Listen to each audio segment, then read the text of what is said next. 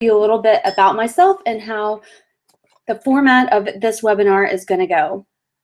By the way, I want to tell you that this is being re-recorded from the webinar last night. I had some technical issues. Of course, we had a thunderstorm right during the time that this was going live. So I wanted to be able to send out a clean copy to everybody, and I had a couple people who couldn't get on to the webinar. So apologies for the technical difficulties, but I hope you enjoy the recording and that I'll see you live next month. So to tell you a little bit about myself, I am a small business operational consultant and serial entrepreneur. As a serial entrepreneur and consultant, I've noticed a common theme among small businesses, which is that they are not preparing for growth by putting structures in place that are going to support their demands of the new growth. So often that means they have trouble growing and they can't grow. And what I do as an operational consultant is evaluate and put those structures in, such as processes, procedures, even technological efficiencies, that allows those businesses to grow more effectively and profitably. I'm doing these webinars because I know as a small business owner myself, we're really busy and none of us have time to reinvent the wheel. I don't like to reinvent the wheel either. So that's why I've created monthly webinars that give you guys tangible ways to make your business and lives more efficient and effective. So normally you guys would be able to ask questions during the webinar, but since this is a re-record, there aren't any questions that will be live. So if you want to submit questions to me via email after the webinar, please do. I'll be happy to answer them, and I want to make sure that you guys get the most out of this webinar. You'll also probably want some pen and paper handy while we go through this. We're actually going to do some live exercises, and I'd hate for you to miss out on that. Our topic for today is, what's the value of your time? And my intention is that you're going to leave this webinar with the skills and knowledge to discern for yourself the activities that are the best use of your time in order to grow your business exponentially. In my last two webinars, we covered how to create an effective calendar and task management system. Now the next step is to determine what tasks and activities you should be doing. So probably a lot of you are familiar with the Stephen Covey important and urgent quadrant. It's all about what quadrant do you live in. So we'll go through them. The first quadrant is important and urgent. You have the second quadrant, which is important and not urgent, which is the one we really hope to live in most of the time. Then the third quadrant is not important and not urgent. The fourth one is not urgent and not important. So that is the worst use of our time probably ever. So if you're not familiar with it, take a second and look at it. And since we want to live in that second quadrant, he's got some kind of an overview of the type of activities that would be in there, but they don't tell you a whole lot. So like preparation and planning, what would that really be? It's like putting structures in for new employees or working on your finances, developing a marketing plan. You see prevention on there. To me, that means like quality control and being your own COO, meaning that you're looking over your operations to see, are they running well? Is there something that we're missing? Could we serve our clients better? The other one I'll mention is relationship building, which to me is forming strategic alliances, whether that's with other business owners or more clients, whether you're doing marketing that's going to get you more clients and relationships. A lot of us, even knowing this, it still doesn't really work for us. And there's a lot of activities that can go into that second quadrant. But what the quadrant doesn't specify is how to decide, well, which important activities are most important to your business's overall growth and profitability, and therefore is most worth your time. As an example, let's look at people who are already high performers and high achievers. We're going to assume that they're already pretty efficient and effective in what they're already doing in their business. So if that's true, how can they continue to grow their business? None of them can manufacture more hours in a day for themselves. And expanding their working hours is at best a short-term solution, and that's usually what we all go to. But who wants to work 7 days a week, 14 hours a day? That's really not the answer. What the answer is that they grow their businesses exponentially by consistently choosing the tasks and activities that have the highest value for their business in the long term. What you'll also notice is that the top performers and top performing companies always have one eye on where their business is going and not just where they currently are. They're planners and they're looking at the systems and people they'll need in place to support their new growth in the not very distant future, which means they are often working more on their business than just in it. And so that means that they're not out there just producing, they're actually doing these kind of office type work I'm talking about that is planning, strategic planning, putting structures in place. But they do mostly live in the quadrant of the second quadrant. However, the quadrant that we want to live in is missing a qualifier, which is significance. So I'll tell you where I first heard about this qualifier, which has made a huge difference to me. I listen to the Art of Charm podcast. It is a wonderful podcast out of California. They have at least weekly episodes, and it's really, they say it's for men, but honestly, their episodes could be for anybody, and it's mostly a lot about business. This particular podcast had Rory Vaden as a guest. He is the CEO and founder of Southwestern Consulting and Coaching, and they do sales coaching. And he was talking about his new book, Procrastinate on Purpose, 5 Permissions to Multiply Your Time. I really recommend that you guys go check out the podcast and even check out the book. It's really been amazingly helpful to me. And this is a very, brief introduction to it. So in this podcast, Rory came up with and talks about his qualifier significance to help clarify what's most truly valuable to spend your time on. So let's define significance. Webster says it's the quality of being important, the quality of having notable worth or influence. The New Oxford American Dictionary says the quality of being worthy of attention, importance. So let's give an example. All tasks are not created equal. We already know that from the quadrant, but we even know that all important tasks are not created equal. So let's say I need to spend like an hour working on my material for my webinar. However, I also have a new assistant coming on for my home inspection business. So I need to get all of her job duties together, write out the processes and procedures for her. And I can't do both today based on the other things I have going on. So I have to choose one, and they're both important tasks. However, when I look at the significance qualifier, which one is the most significant to my business's long-term goals? And that's really easy. It's working on structures for my home inspection business because it will free me up to do more productive and profitable work, like marketing my webinar, getting more clients in my consulting business. And that's how I've created more time for myself, not by working longer and longer hours. I did it by offloading low-paying, fairly low-skilled activities to somebody else. And I know it's really easy to get caught in the trap of busy, and that feels good, like, oh, we got a lot done. Yet, really, what did we get done?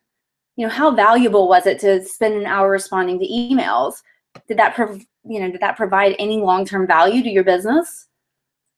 One thing I want to have you consider before we go deeper into the subject about what real leadership is. And as a business owner, we have to really look at leadership in a different way. So true leadership in your business isn't about you doing more. It's getting others, meaning your employees, to do more for you in your business. And that really applies to anything you're doing in life, whether it's a committee on a charity that you're working on. So for you to be successful in your business, you have to get over the need to make sure your employees see how hard you're working. It's really unlikely that they're ever going to understand that using your brain is far more profitable and important for the business than doing admin or production work, which looks like busy. So now that we've covered another qualifier to the important quadrant, you probably want to know actually how to determine this for yourself so that, emotion is not your deciding factor. A lot of times that's what we let make our choices. So when you get into that emotional turmoil, now you're going to have some ways to actually sit down and process, what do I really need to do when you're planning your time? There's really 3 pillars to significance. There are working on your business, not just in it, delegation, and deliberately procrastinating. And I will tell you what deliberately in just a little bit. So working on your business, not just in it. How many of you have areas in your business that you need to work on, like writing out processes and procedure manuals or reviewing how efficient your current processes are, but you keep saying, I'll get to it one day because you're living in the world of right now? you're probably looking only at what needs to be done now and what has the highest payoff for you in the near future. But do you ever take into account what tasks you're going to do, because they will increase your business's capacity exponentially? You know, even seemingly mundane ones and things like writing processes and procedures or reviewing what you have in place. Most people don't carve out any time for this. However, as a business owner, you must build this time out into your calendar and on a weekly recurring basis. Otherwise, what's going to happen? Nothing. You know, have you ever noticed that the empty slots in your calendar still get filled? Well, what are they getting filled with? Probably that busy, unimportant work that really you could leave for somebody else to do if it had been planned ahead of time. So I challenge you for 1 week in your calendar to actually put in and keep kind of a log of what it is that you really did in that empty time, not what you intended to do. So even if you time block, but you actually didn't do what was in that block or what your task said, I want you to put what you actually did. Do it for 5 days, 1 business week, and then take a look at what really came out of that. What did you end up doing? Do you feel like you were in the world of important and not urgent and actually doing significant tasks? So as an example, I really do take a full day in my office each week.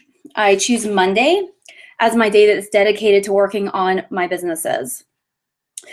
So I'm working on the systems that need to be implemented, created, or revised, like, you know, looking at my business finances, doing any research I need to do, especially for my consulting business, marketing planning for both of my businesses, even training staff. You know, I'm not doing any production activities. Production activities are making sales calls, having appointments with the clients, you know, working on projects. So for me, it'd be like working on one of my consulting clients' projects. That is production. That has nothing to do with working on my business. Now I'm gonna have you guys do an exercise. I want you to write down 5 to 7 tasks that have been sitting on your to-do list for a long time, and you know they need to be completed in order to move your business forward. That could be developing sales training. It could be quality control procedures, anything like that. Then after you do that, take the top 3 tasks according to their significance value and put them in your schedule. And I really want you to get that you're making a promise to yourself and your business when you put this in your schedule. Our integrity to our business and our employees is incumbent on us keeping our word to what we say we will do. So when we put something in our calendar and we don't do it, we've broken our word. And nothing in life really works when we're breaking our word and not doing what we said we will do. So really look at that as a promise to yourself. Now take a few minutes and get some of those tasks written down and put in your calendar.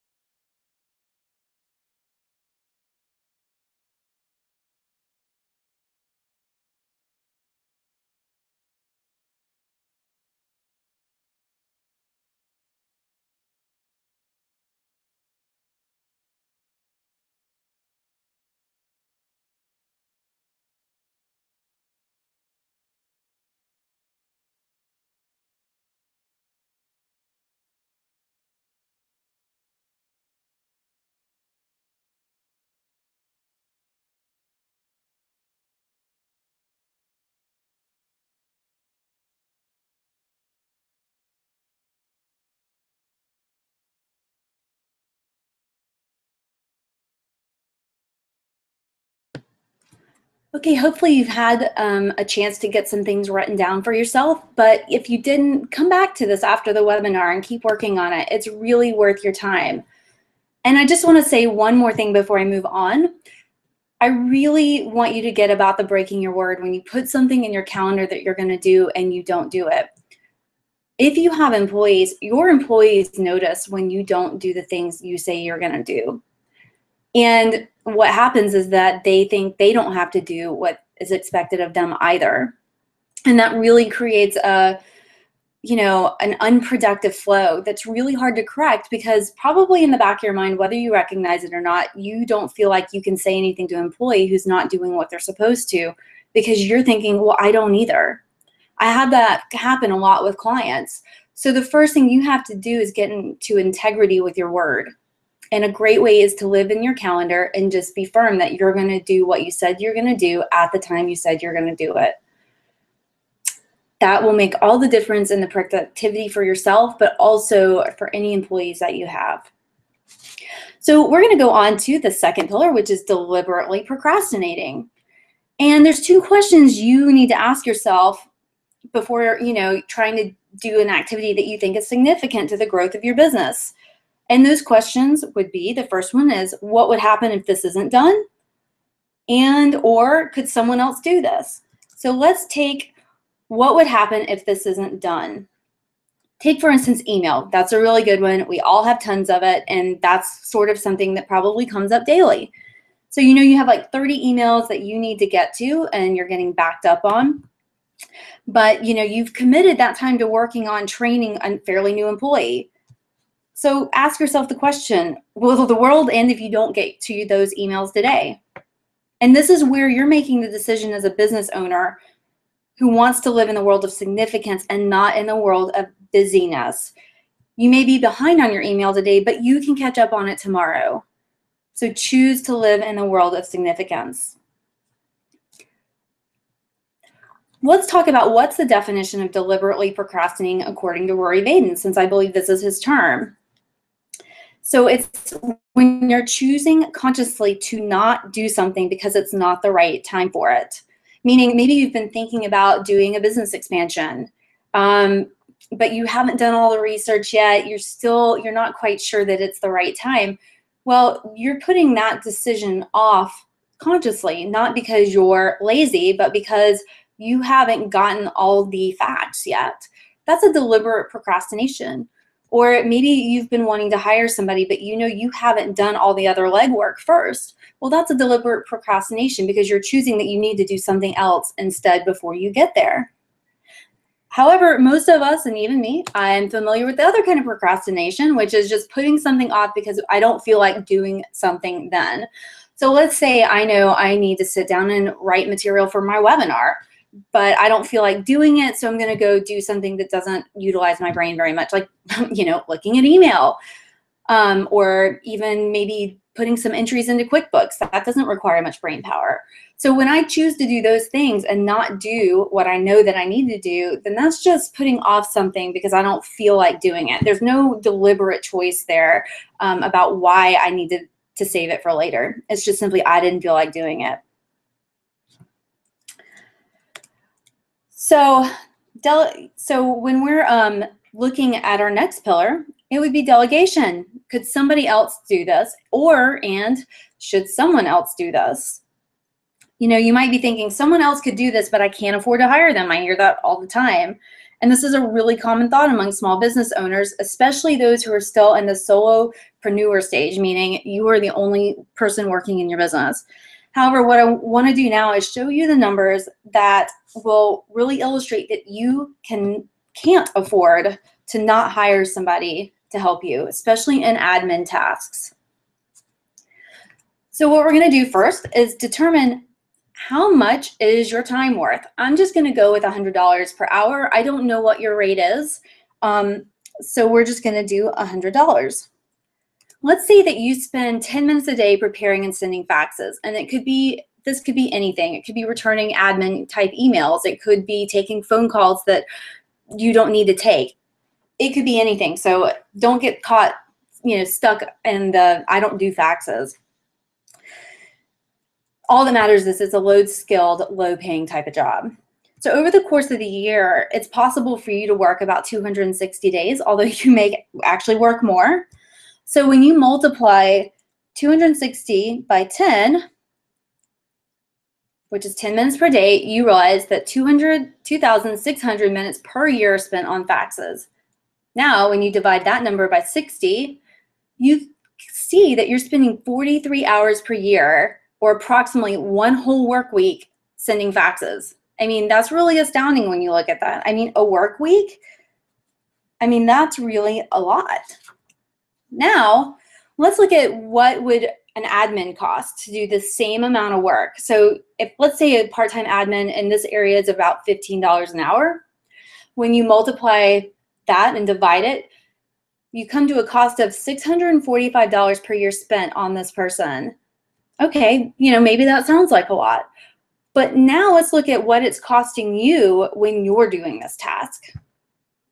So if you're doing this task and your time is worth $100 per hour, then you're actually paying yourself $4,300 a year to send and prepare faxes. And I don't know many businesses that can afford to send faxes for $4,300 a year.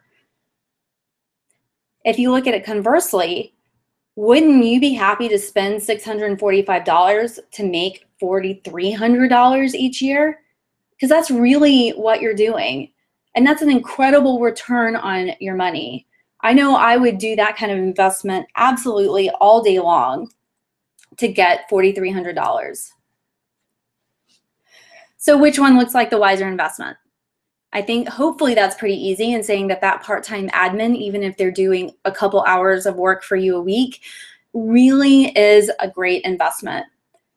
And I want you to take a second and consider what would happen in your business if you gave yourself another 43 significantly productive hours per year. So another work week that you could actually make progress on all those things that are super important to your business that you've put off for the sake of busyness.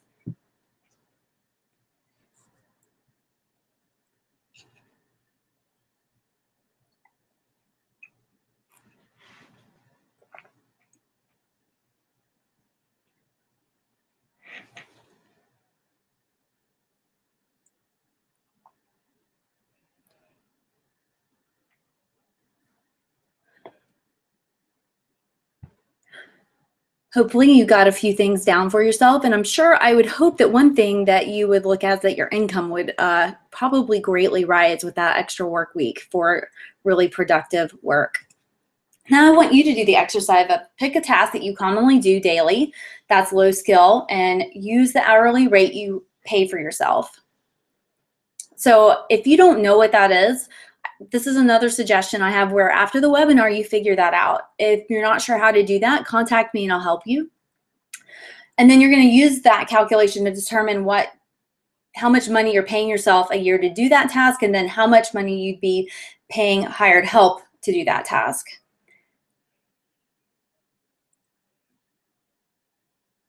And the task you pick also may be something that takes more than 10 minutes today, and that will really be even more eye-opening for you.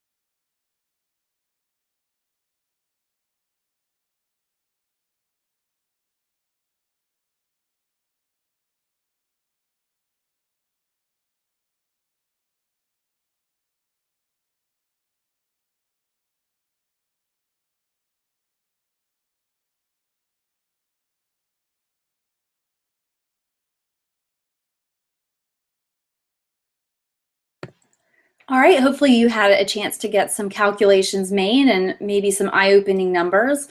If you didn't, I really suggest that you, after this webinar, finish this exercise. I know a lot of us get caught up in our emotions about how things feel. like, it feels like I can't hire anybody. It feels this way. Yet when we're really faced with the facts and figures, that's what's going to give us the courage to do what we know we really need to do, even when we think we can't do it. So that brings us to our common hiring objections. You know, there are a lot of them out there. And, you know, one of the first common ones I hear is that, you know, it's risky to take time to train an employee who might not work out. So, gosh, I've spent all this time and like they're no good. However, there again, a lot of times it's because the employer didn't put the time in to get solid hiring practices put in place before they just hire somebody. You know, and if you do that, you'll have fewer employees who don't work out and will really stay with you in the long term. I would view this also as a significance task, getting your hiring process right. You know, that's going to move your business forward.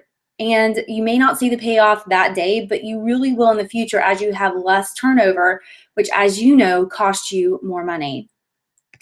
The second one I hear is, gosh, it takes forever to train somebody. I could just do it faster myself.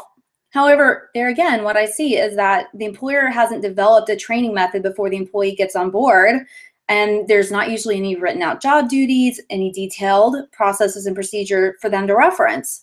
So yeah, of course, they're going to make a lot of mistakes and have to repeatedly ask you how to do something. I mean, I know I couldn't remember 50 new things you told me after only one or even two times.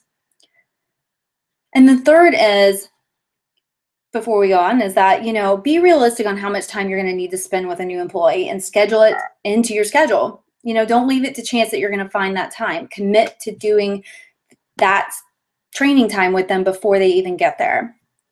Zig Ziglar has a great saying, if you give a man a fish, you feed him for today, but if you train him how to fish, you feed him for life. And your employees are the same way. You want to train them well when they get there, and then you also want to do ongoing training. This is going to help you keep the retention and have really, really highly skilled employees, and they're never going to want to leave. The next objection I hear all the time is the money conversation. I don't have enough money right now, or I don't make enough money right now. How can I possibly afford for an employee? So I'm going to give you some ideas on how you can do that. And I'll be open and honest about how I've done that as I've grown one of my businesses, my home inspection business. I have an admin, and when she first came on to start working on my home inspection business, she was just simply taking the phone calls, dealing with the scheduling and any other issues that came up with the client before they got to their home inspection. I did not pay her hourly, and I still don't based on this. I only pay her based on the home inspections she books, and there's a, you know, it's $35 per home inspection she books. What's great about it is that, you know what, if we're slow, I'm not having to carry the cost of paying her, you know, a certain salary.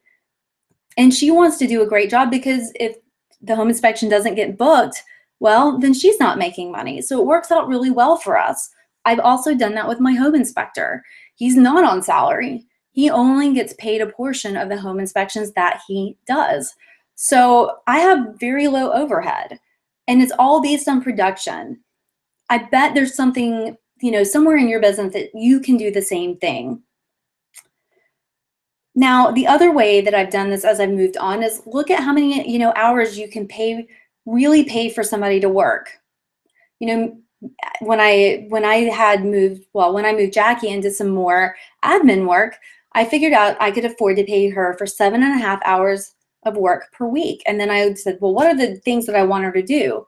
And you know what I found out? Actually, those things were only going to take 5 hours. So now I realized I could afford more, but I only need to pay her for 5 hours. So that's my only carrying cost as far as employees, is that I'm guaranteeing to pay 5 hours of work a week for her. Before you do any of that, look at your budget and your finances. If you're not sure if you can afford it and you want some more help around that, well, then contact me, and I'll be happy to go over that with you. And a lot of times the other objection is, where do I find employees? People say, oh, there's no one good out there, but there really are. And so I want to give you some resources for part-time and full-time admin hires. The first one's going to be virtual assistants. They're going to cost you a little more an hour than probably a local hire, but the one thing you're going to know is that they've been pre-qualified by the company that they work for. And based on what you're wanting them to do, that company will put you together with an admin that's going to be best qualified for that. They're not going to give you somebody that is in no way skilled to do what it is you're needing them to do. It could be answering the phone occasionally. It could be writing thank you notes. Whatever it is that you're going to have them do, they're going to help match you up in that process. It's almost like an employment agency. Then again, there's a lot of people locally that probably want to work part-time. Moms are a great resource for this. There are a lot of people who they don't want to go back to work full-time in an office while their kids are growing up, but they would love some flexible work at home. And I've seen this work out many, many times. So take a look at maybe some, put a feeler out in some mothers groups, local groups like that. And I bet you can find some qualified candidates to interview in that pool. Also, people around the retirement age, they may not be really ready to retire, but they don't want to work full-time either. So based on maybe what it is that you need them to do, that could also be a great way for you to find some help. Then lastly, college students are also a great resource.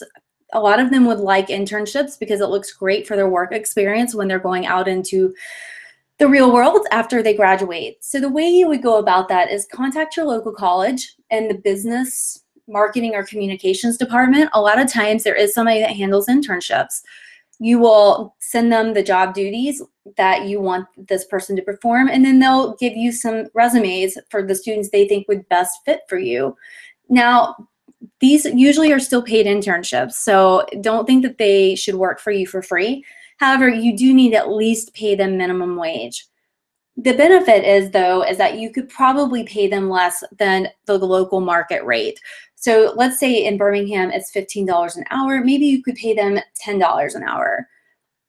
So that's why considering an internship is really a great way to go to fill some of your needs. So I want to review a couple things that we learned tonight. We learned the difference between important and significant tasks, and that there are 3 pillars that are important when trying to figure out what your significant tasks are. So in closing, my intention tonight was that you leave this webinar with the skills and knowledge to discern for yourself the activities that are the best use of your time in order to grow your business exponentially. And why does this matter? Well, your business sustainability is in direct proportion to the amount of low-skilled and low-paying work you stop doing. Your business will be on a much more even keel as you do that. If you'd like any more help around this subject or anything that deals with time management or task management, don't hesitate to contact me and we can set that up. I know for me, I always feel better knowing that I made real progress in my business at the end of the day. So thanks for joining me. And like I said, since there were not the ability for you guys to send me questions, please feel free to do that after this webinar ends. Thanks for attending, and I hope to see you next month.